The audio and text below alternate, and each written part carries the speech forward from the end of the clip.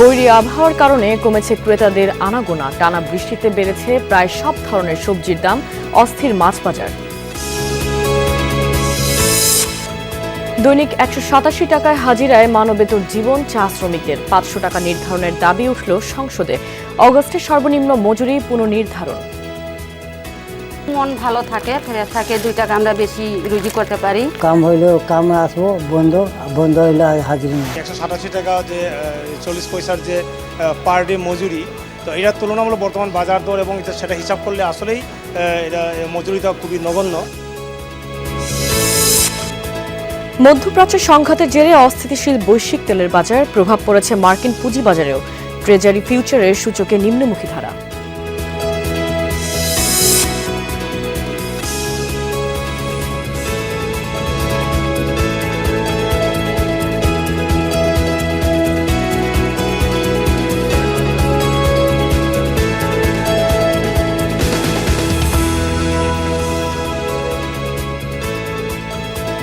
দর্শক আমন্ত্রণ বিজনেস টুডেতে, আপনাদের সাথে আছে আমি কাশফিয়া রুহি। এতক্ষণ শিরোনাম দেখছিলেন, এবার বিস্তারিত। একদিকে টানা বৃষ্টি, অন্যদিকে উত্তরাঞ্চলে দুদিন আগের হঠাৎ বন্যায় সবজির ফলনের ব্যাপক ক্ষয়ক্ষতি। সব মিলিয়ে রাজধানীর বাজারে কমেছে সরবরাহ। এ কারণে প্রায় প্রতি সবজির দাম বেড়েছে কেজিতে 20 টাকা পর্যন্ত। টমেটো আর ধনেপাতার দাম তো আকাশচুম্বী। এতে বিপাকে পড়েছেন নিম্ন ও মধ্য আয়ের ক্রেতারা। বৈরী আবহাওয়ায় কমেছে বেচাকেনাও, আরও জানাচ্ছেন আমাদের সহকর্মীরা। টানা বৃষ্টির প্রভাব পড়েছে রাজধানীর সবজির বাজারে। প্রায় প্রতিটি সবজির দাম কেজি প্রতি বেড়েছে 10 থেকে 20 টাকা পর্যন্ত। ঢেঁড়স, পটল, পেঁপে এগুলো 60 টাকাতে মিললেও করলা, কাঁচামরিচ, বেগুনের দাম খুবই চড়া। ধনেপাতা কেজি প্রতি বেড়েছে 100 টাকা পর্যন্ত। টমেটো মারাত্মক দাম, বৃষ্টির কারণে আসলে সব কিছুই দাম বেশি। এতে আমাদেরও তো আসলে খুব কষ্ট হইতেছে। কাঁচামরিচ 20-30 টাকা বাড়ছে কেজি প্রতি, বেগুন 1 কেজি 20 টাকা বাড়ছে, সব মালে 20 টাকা 25 টাকা বাড়ছে। বিক্রেতারা বলছেন টানা বৃষ্টির কারণে সবজি তোলাই কষ্টসাধ্য হয়ে গিয়েছে। এছাড়া এরকম বৃষ্টিতে সরবরাহ বাজারে কিছুটা কমে গিয়েছে। ক্রেতার সংখ্যাও আগের তুলনায় অনেক কম, তাই বেচা বিক্রিতে প্রভাব পড়েছে। আর এর কারণেই দাম আগের চেয়ে কিছুটা বেড়েছে। টানা বৃষ্টি করতেছে, সবজি তো তুলতে পারে না হয়তো, বা কিছু তো আছে অবশ্যই। কমেই কিনতেছি, কারণ দেখা গেছে আমাদের বাজেটে তো থাকতে হবে, ঠিক আছে? কারণ আমরা তো আমাদের আয়ের উপরে নির্ভর করে খরচটা করব। আমাদের তো আয় তো বাড়তেছে না, শুধু খরচই বাড়তেছে। এবার ঢাকার বাইরের খবর জানতে আমরা যাচ্ছি ফেনীতে সহকর্মী আরিফুর রহমানের কাছে। ধন্যবাদ হুমায়ুন। গত কয়েকদিনের টানা বর্ষণের কারণে ফেনীর সবজির বাজারে কিছুটা প্রভাব পড়েছে। ক্রেতা জানিয়েছেন অন্য দিনের তুলনায় সবজির বাজারে প্রত্যেকটি সবজির দাম 5 টাকা 10 টাকা বেড়েছে। লাস্ট উইকে আমি কিছুটা কম পাইছি, এখন মোটামুটি 70-80-100-এর উপরে এই সবজিগুলা। গত সপ্তাহে এদের সপ্তাহে অনেক বেশি, 10 টাকা 20 টাকা বেশি। এভাবে যদি বৃষ্টি হতে থাকে তাহলে দাম আরো বাড়বে এমন আশঙ্কা করছেন এখানকার সবজি বিক্রেতারা। যেসব জায়গা থেকে সবজিগুলো আসে এখন খুবই কম, চাহিদা অনুযায়ী খুবই কম আসতেছে। মাল আনতো 5 জনে, বৃষ্টির কারণে 2 জন হয়তো গাড়ি আটকে গেছে বা কারো গাড়ি মাল পৌঁছে গেছে। উত্তরাঞ্চলের খবর জানবো, কুড়িগ্রামে আছে আমাদের সহকর্মী নাজমুল হোসেন। ধন্যবাদ আরিফুর। আমি এই মুহূর্তে রয়েছি শুলকুরবাজার নামক স্থানে। এটা ধরলা নদীর পাশেই একটি নিম্নাঞ্চল জায়গা। গেল 1 সপ্তাহ আগে কুড়িগ্রামে যে হঠাৎ 2 দিনের বন্যায় স্থায়ী হয়েছিল, তাতে করে সরকারি কৃষি বিভাগের তথ্য অনুযায়ী 150 হেক্টর কৃষি জমি বিভিন্ন ফসল কিন্তু আক্রান্ত হয়ে পুরোপুরি নষ্ট হয়ে গেছে। এতে প্রায় 3000 কৃষক তাদের 3,15,00,000 টাকা ক্ষতিগ্রস্ত হয়েছে। বন্যা আসে সব চলে গেল, এখন আমারই তো সমস্যা, কেননা কিস্তি দেবো কি দিই। ঝিঙ্গে আর পটল আবাদ করছিলাম, আমার প্রায় 1 লাখ টাকা খরচ হয়েছে, টাকা হচ্ছে আমার 50,000। এই ছিল কুড়িগ্রামের সর্বশেষ কৃষির তথ্য। সাপ্তাহিক ছুটির দিনে ভালো বিক্রির আশায় পণ্যের যোগান বাড়িয়ে থাকেন দোকানিরা, কিন্তু বৈরী আবহাওয়ার কারণে রাজধানীর বাজারে বেশ কম ক্রেতার আনাগোনা। বৃষ্টি মাথায় সকালে দোকান খুলে অনেকটা হতাশ হয়েছেন তারা। তবে মাছের বাজার স্বস্তি কেড়ে নিয়েছে ক্রেতাদের। সপ্তাহের ব্যবধানে জাত ভেদে দাম বেড়েছে 50 থেকে 100 টাকা। ব্রয়লার ও সোনালী জাতের মুরগির দাম না বাড়লেও দেশি জাতের দর ঊর্ধ্বমুখী। কয়েকদিন ধরে থেমে থেমে বৃষ্টি, তার প্রভাব পড়েছে রাজধানীর বাজারে। যোগান সংকটের অজুহাতে সপ্তাহের ব্যবধানে মিঠা পানির বড় মাছের কেজিতে দাম বেড়েছে 50 থেকে 100 টাকা পর্যন্ত। পাবদার ট্যাংরার কেজি হাঁকা হচ্ছে 700 টাকা, রুই কাতলের কেজি 400 টাকা। দাম সব মাছের প্রচুর, সব কিছুর দাম বেশি, অনেক দাম মাছের। হ্যাঁ, সমস্যা তো হচ্ছে, আমাদের আয় ব্যয়ের হিসাব মিলাতে হিমশিম খাতে হচ্ছে। দাম একটু আগের সাথে বাড়ছে, প্রতিটা কেজি 50 টাকা 100 টাকা বাড়তি আছে বৃষ্টির কারণে। মাছের আমদানি কম, মানুষের মাছ মারতে পারে না, সারা দিন রাত বৃষ্টি। স্বস্তি নেই মুরগির বাজারেও। ব্রয়লার বিক্রি হচ্ছে 190 টাকা কেজিতে। সোনালী জাতের দাম স্থিতিশীল থাকলেও দেশি জাত বিক্রি হচ্ছে 750 টাকায়। আর দাম একরকমই আছে, বাড়েও না কমে নাই, মানে বৃষ্টি বাদল তো সাপ্লাই একটু কম, আবার কাস্টমারও নাই, এই জন্য একটু পরে হবে। দেশি মিলে বৃষ্টির কারণে একটু বাইরে গেছে দাম, হাট মেলে নেই তো এই জন্য দাম বাড়তি, আবার বৃষ্টি কমে গেলে দাম কমে যাবে। বাজারের খরচ আগের থেকে বেড়েছে কম্পেয়ার টু, মানে আমি যদি লাস্ট 2-3 মাস আগেও দেখি তখন দেশি মুরগির দাম হয়তো বা ইভেন 600, 550-600-600-র মধ্যে ছিল, এখন এটা 750-র দিকে চলে গেছে। বাজারে ডিমের যোগান ভালো, প্রতি ডজন বিক্রি হচ্ছে 115 থেকে 120 টাকায়। শাহজিন অন্তরা, যমুনা নিউজ, ঢাকা। এদিকে টানা বৃষ্টিতে ডুবেছে ফসলের মাঠ, নষ্ট হয়েছে অধিকাংশ সবজি ক্ষেত, আর সেই প্রভাব সরাসরি পড়েছে বাজারে। মাত্র কয়েকদিনের ব্যবধানে চট্টগ্রামে সবজি, মাছ, মাংস, ডিম থেকে শুরু করে প্রায় সব নিত্যপণ্যের দামে বেড়েছে উল্লেখযোগ্য হারে। সবচেয়ে বেশি বিপাকে পড়েছেন সীমিত আয়ের মানুষ। 5 দিন আগেও প্রতি কেজি বরবটি, ঢেঁড়স, পটল, লাউ, ঝিঙের দাম ছিল 40 থেকে 50 টাকা। এখন তা বিক্রি হচ্ছে 80 থেকে 100 টাকায়। 120 টাকার টমেটো কিনতে গুনতে হচ্ছে 220 টাকা। বিক্রেতাদের দাবি, টানা কয়েকদিনের ভারী বর্ষণে অনেক ফসলি জমি এখনো পানির নিচে। এতে ক্ষতিগ্রস্ত হয়েছে সবজি ক্ষেত। উৎপাদন ও সরবরাহ কমে যাওয়ায় বাজারে বেড়েছে দাম। টাকা দিয়ে মাল কিনে লাগে পচা, এখন ব্যাপারী বলতেছে পচা থাকবে, মাল নিলে না নাইলে নেই। আগে ফাওয়াল কিনতাম তো 30 টাকা, মাত্র 30 টাকা ফাওয়াল কিনে আনে আজ 70 টাকা। সব জিনিস জায়গার করতে দাম বাড়ছে, আর আসতেছে না। যে জায়গায় টাকা আসতো 3টা 4টা, ওই জায়গাতে আসে একটা। প্রাকৃতিক দুর্যোগের বাস্তবতা মেনে নিলেও বাড়তি দামে নাবিশ্বাস উঠেছে সাধারণ ক্রেতাদের। অনেকেই প্রয়োজনের তুলনায় কম সবজি কিনে ফিরছেন, আবার কেউ কেউ দাম বেশি হওয়ায় সবজি না কিনেই বাজার ছাড়েন। 50 টাকা পর্যন্ত বাড়তি আছে প্রতি কেজি। কোন সবজি নিই নাই, কোনোটাই নিই নাই, দাম দেখছি, শুধু দামে দেখছি। আগে যেটা 50 টাকা 60 টাকা ছিল, আজকে সেটা 80 টাকা 90 টাকা। আমরা যারা মধ্যবিত্ত ফ্যামিলি, ওরাই সবচেয়ে ক্ষতিগ্রস্ত হচ্ছে। বৈরী আবহাওয়ার কারণে সাগরে মাছ ধরতে যেতে পারছেন না জেলেরা, এমন কারণ দেখিয়ে বাড়ানো হয়েছে মাছের দামও। প্রজাতি ভেদে প্রতি কেজি মাছ 50 থেকে 300 টাকা পর্যন্ত বেশি দামে বিক্রি হচ্ছে। একই সঙ্গে সংকটের অজুহাতে বেড়েছে মিঠা পানির মাছের দামও। কেজি প্রতি 30 থেকে 50 টাকা পর্যন্ত বেশি গুনতে হচ্ছে ক্রেতাদের।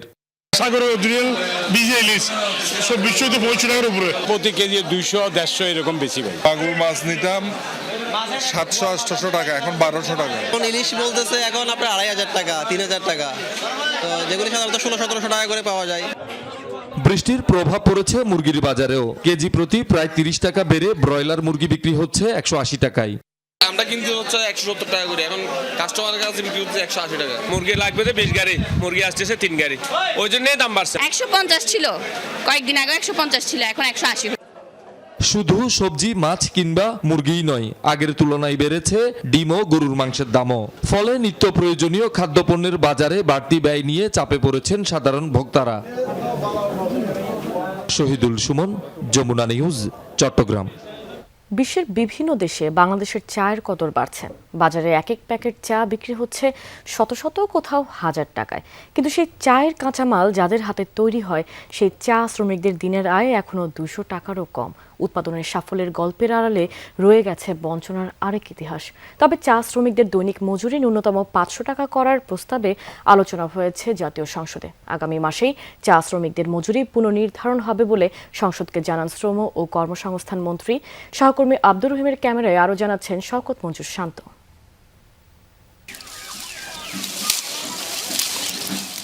সকাল 9টা থেকে বিকেল 5টা তুলতে হবে অন্তত 24 কেজি পাতা, তাহলেই মিলবে 187 টাকা মজুরি। ওজন পূরণ না হলে কাটা যাবে অর্ধেক মজুরি। বাড়তি প্রতি কেজির জন্য মিলবে মাত্র 5 টাকা।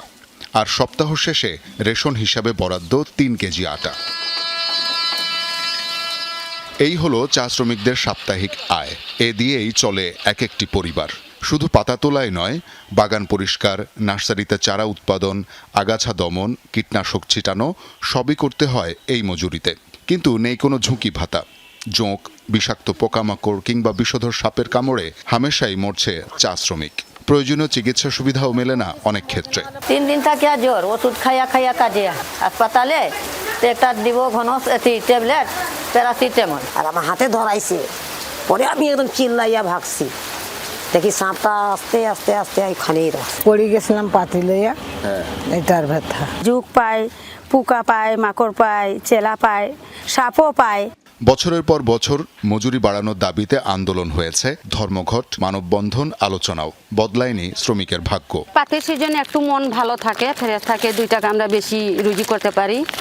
আর শুকনা মাসে তো আমাদের ওই 78 টাকা আমরা পাই। 8 ঘন্টা ডিউটি করবেন, 100 টাকা রুজি দিব, 100 টাকা, এটা হইলো ঠিকা। গাছে পাতা না থাকলে কই থাকি 24 কেজি দিমু। কাম হইলেও কামে আসবো, বন্ধ হইলে হাজিরি নেই।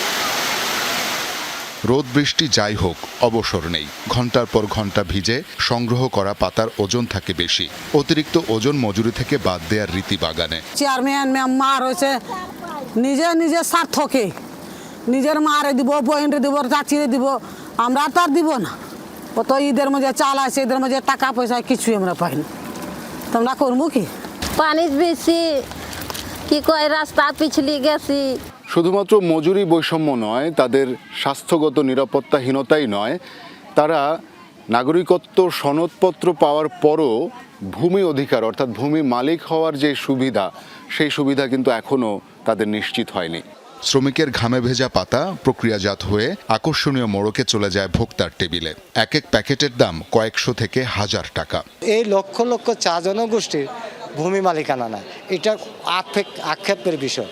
কারণ আমরা যখন মৃত্যুবরণ করি, ওই লিজের জায়গায় গিয়ে আমার দাফন হচ্ছে। মজুরি বাড়ানোর বিষয়ে ইতিবাচক অবস্থানের কথা বলে আসছে বাগান কর্তৃপক্ষ, কিন্তু কার্যকর উদ্যোগ নেই।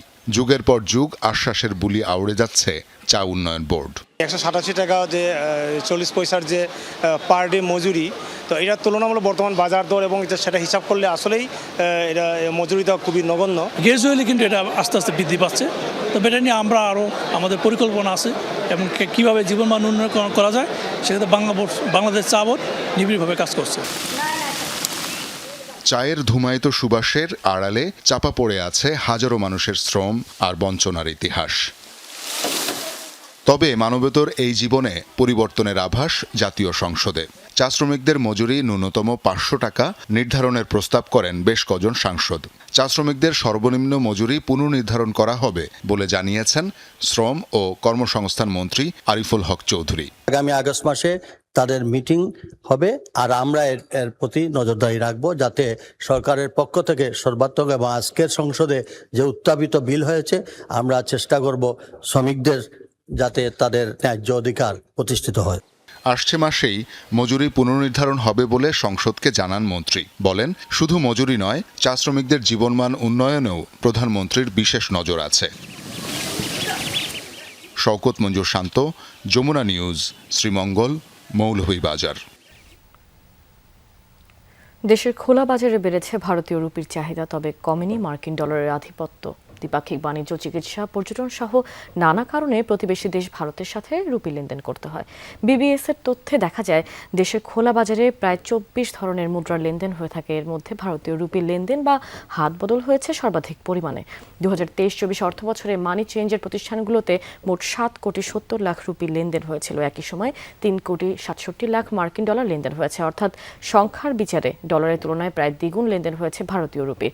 কিন্তু বাজার মূল্য ও মানি চেঞ্জের প্রতিষ্ঠানগুলো মোট আয় বা লেনদেনের আর্থিক মূল্যের দিক থেকে শীর্ষ অবস্থানে রয়েছে মার্কিন ডলার। দেশীয় মানি এক্সচেঞ্জ প্রতিষ্ঠানগুলোতে মুদ্রা লেনদেনের সংখ্যার দিক থেকে তৃতীয় অবস্থানে রয়েছে সৌদি আরবের রিয়াল।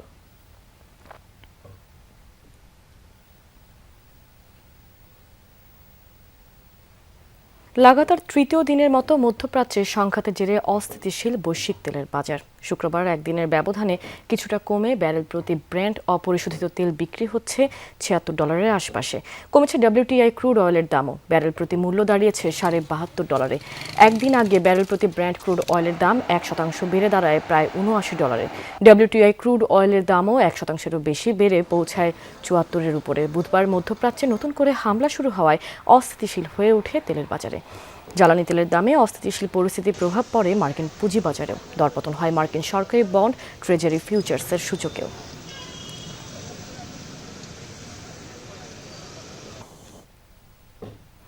চীনে জুতা কারখানায় ভয়াবহ অগ্নিকাণ্ডের ঘটনা ঘটেছে। এতে প্রাণ গেছে অন্তত 28 জনের। হতাহতের সংখ্যা আরও বাড়ার আশঙ্কা রয়েছে। বৃহস্পতিবার দক্ষিণ পূর্বাঞ্চলীয় ফুজিয়ান প্রদেশের জিনজিয়াং শহরের এই ঘটনা ঘটে। দেশটির রাষ্ট্রীয় সংবাদ মাধ্যম ও বার্তা সংস্থা সিনহুয়ার বরাত দিয়ে রয়টার্স এ তথ্য জানায়। সামাজিক যোগাযোগ মাধ্যম ছড়িয়ে পড়া বেশ কিছু ভিডিওতে দাউ দাউ করে জ্বলতে থাকা ভবনের ছাদে বেশ কয়েকজনকে আশ্রয় দিতে দেখা যায়। আগুন লাগার খবর পেয়ে আটকা পড়া মানুষদের উদ্ধারে ঘটনাস্থলে যায় ফায়ার সার্ভিসের সদস্যরা। দীর্ঘ 6 ঘন্টা পর আগুন নিয়ন্ত্রণে আসে। ভয়াবহ এই দুর্ঘটনার পর চীনের প্রেসিডেন্ট শি জিনপিং গভীর শোক প্রকাশ করেছেন। প্রাথমিক তদন্তে জানা গেছে কারখানার নিচতলা থেকে আগুনের সূত্রপাত। ভবনটি দাহ্য কাঁচামাল ও আঠা মজুদ থাকায় আগুন মুহূর্তের মধ্যে পুরো ভবনে ছড়িয়ে পড়ে।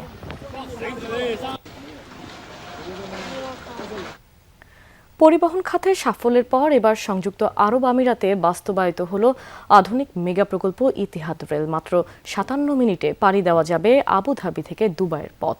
ঘন্টায় 200 কিলোমিটার বেগে চলা এই ট্রেন 400 জন যাত্রী বহন করতে পারবে। এতে প্রবাসীদের চলাচল আরও আরামদায়ক ও সহজ হলো। টিকিটের মূল্য সাশ্রয়ী হওয়ায় সাধারণ মানুষ ঝুঁকছেন এর দিকে। সংযুক্ত আরব আমিরাত থেকে মেহেদি রুবেলের প্রতিবেদনে থাকছে বিস্তারিত। সংযুক্ত আরব আমিরাতের বুকে এ যেন এক রূপকথা। মরুর বুক চিরে ছুটে চলছে মধ্যপ্রাচ্যের অন্যতম আধুনিক প্রকল্প ইতিহাদ রেল। দীর্ঘ প্রতীক্ষার অবসান ঘটিয়ে যাত্রী সেবায় হাজির হলো বহুল প্রতীক্ষিত এই ট্রেন সেবা। গত 30 জন আবুধাবির মোহাম্মদ বিন জায়েদ সিটি থেকে পাহাড় ঘেরা ফুজাইরা রুটে পরীক্ষামূলকভাবে যাত্রা শুরু করেছে এই আধুনিক রেলগাড়ি।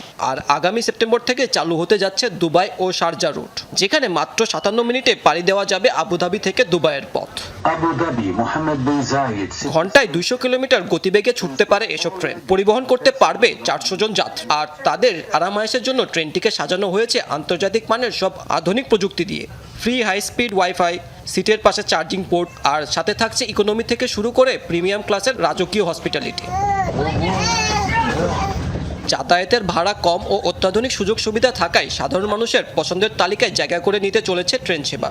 স্মার্টফোন কিংবা অফিসিয়াল ওয়েবসাইট থেকে কাটা যাবে টিকিট। খুবই চমৎকার জার্নি। এত সুন্দর মনোরম পরিবেশ সত্যি অসাধারণ। আমি সবাইকে অনুরোধ করব এই রেলে ভ্রমণ করার জন্য। ফার্স্ট টাইম তো এক সপ্তাহ থেকে আমি টিকিট বুকিং করার জন্য চেষ্টা করতেছি। অ্যাকচুয়ালি আমি সানডে যাওয়ার জন্য বুকিং করার জন্য চেষ্টা করছিলাম, কিন্তু সানডে আমি দেখছি সোল্ড আউট।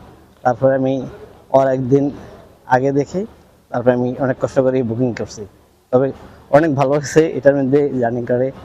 প্রকল্পের রোড ম্যাপ অনুযায়ী 2026 সালের ডিসেম্বরের মধ্যে আল দাফরা এবং 2027 সালের মার্চের মধ্যে শারজা ইউনিভার্সিটির মূল স্টেশন চালু করা হবে। এরই মধ্যে দিয়ে সম্পন্ন হবে এই ঐতিহাসিক রেল নেটওয়ার্ক। পরিবহন সেবায় সফল হওয়ার পর ইতিহাদ রেল এবার যাত্রী সেবায় আমিরাতের বুকে এক নতুন দিগন্তের সূচনা করল। মাহমুদ সাকিব, যমুনা নিউজ। দর্শক, এই ছিল বিজনেস টুডের এখনকার আয়োজনে। এতক্ষণ সাথে থাকার জন্য ধন্যবাদ সবাইকে।